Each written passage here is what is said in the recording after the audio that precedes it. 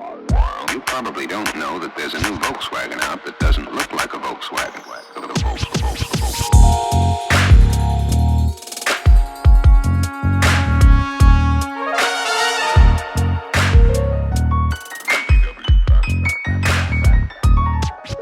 It's got everything that people who like the bug like. Hey everybody, it's Bill with Let's Talk Does. I'm out here at VW's Invade the Dam, and I ran into Chris Gosting. And Chris Gosting built this 1969 Notchback. Interestingly enough, he lives here in Nevada, lives in Pahrump, Nevada, but he's from Southern California, and he previously had a car featured 1985 in Hot VW's magazine, right? October 85, yes. In October of 1985. And so he's got a really unique Notchback here that I want to talk to him about, because this car he built completely by himself, right? You did pretty much everything. Exactly. Paint, metal work, engine, and it's sitting with a flat 6 Corvair motor in it. But go ahead and tell us about the build. What kind of time? When did you buy the car? And how did it all start? I bought the car about 15 years ago, and it was a basket case, originally white, and had no motor. The tranny was out of it, and the car had a lot of rust. And the guy that I bought it from had previously purchased $4,500 worth of brand new parts. So I got a ton of parts with it.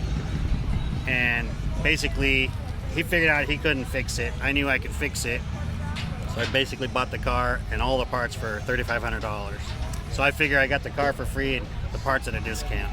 And now, you were out of the VW scene for quite a while. What made you decide to get from having your car in Hot VW's magazine in 1985 to deciding to get back in the VW scene again? I had another one of these probably in the late 80s.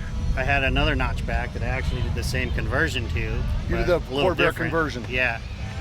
Sold that car, and I wasn't going to get another one after that. So then didn't have one for, I don't know, 15, 20 years. And then I found this, and I figured, well, I want another one. And it was basically a keep me off the couch project. Now let's take a look at this engine setup that you've got in here. Now, sure. Now, Chris has done a Corvair conversion. I know before a lot of you guys go, oh, it's not Volkswagen. Let me explain something to you. Did you notice this? What's that? My trick little bezel and knob for the trunk release. Oh yeah, no, that's rad. Now before you guys start thinking to yourself like, oh, why would he put a Corvair motor in that car? It's not VW.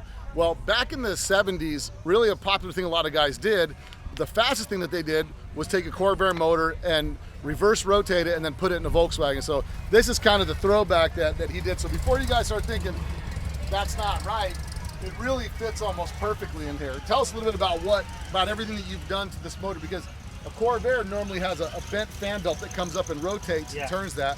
So why don't you have a fan belt on there? So it's got an electric motor under the fan that is right underneath this arbor, I guess you call it. It has a different top plate on the motor. It's got a flat plate. You take off the factory engine cover. Now, on this engine, did you build this entire motor? No, I got it already done. The only thing I did is put roller rockers on it and made the manifolds for the carburetors, made the header system, put the electronic ignition. This is a Mallory ignition. So you can see that the wires don't come out. They're like, there's a special plate in there that this screws down to the plate, and they go into these pins, which is really cool. So they're always connected really good. So some of the custom fabrication things that you've seen on here is you've got a remote oil cooler that you've removed the factory one. Yeah, I got one of those 96 fin whatever. Yeah, the Mesa coolers. Yeah, Mesa cooler with a fan right above the transmission. Now, some of the other modifications he's done on a Corvair is he's got the upright, he's got the vertical fan, or the vertical alternator conversion. As you see, he got rid of the 90-degree turn fan belt, and he's got air conditioning on here that actually works, which is pretty cool. Yeah. He's got the custom 48 IDAs that he's mounted on here with the crossbar linkage. The breather canister is custom. Pretty much everything you see in this engine part is custom. So those lines go down to the heads to port the heads out. For breathing, yeah. And the displacement on this motor is what? If I did the math right, it's a 2765. Yeah, so it's 60 over. Roughly 2.8 liter. Almost, yeah. And so these cars originally, when they were built, the 140 was the horsepower that they had on these things when they were stock.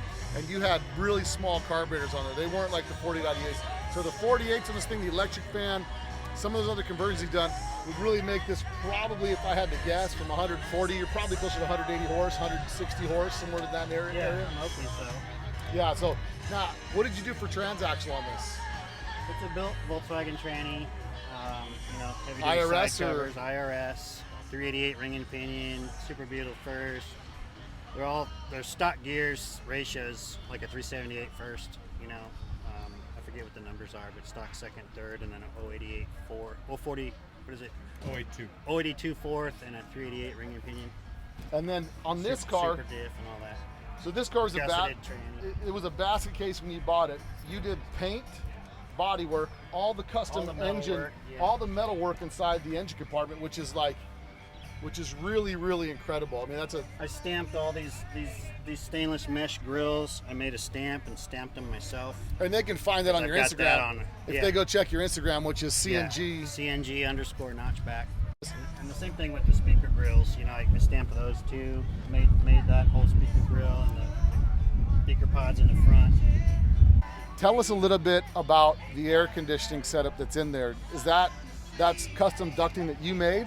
Oh yeah, everything's done. I mean, the AC lines run through the heater channels.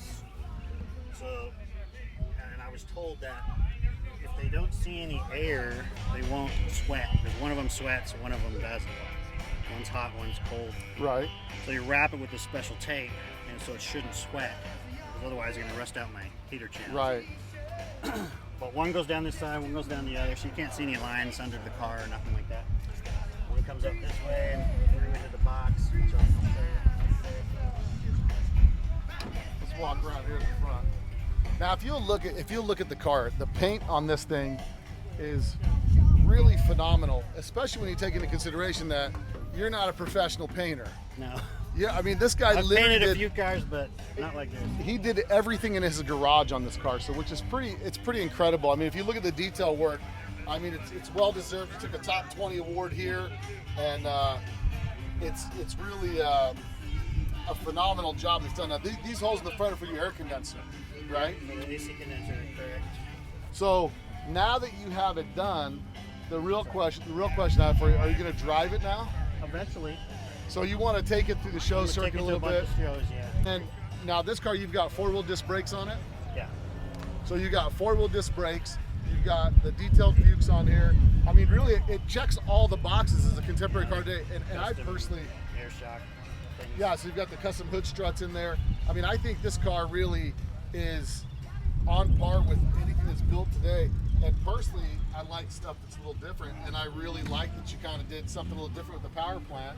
Plus And, the arms for the front end are narrowed 1.5 inches on each side, so it's got basically a 3-inch narrowed beam. but so it's got you the narrowed factory beam. you narrowed Do them. that or you bought those? I bought them. I did them myself.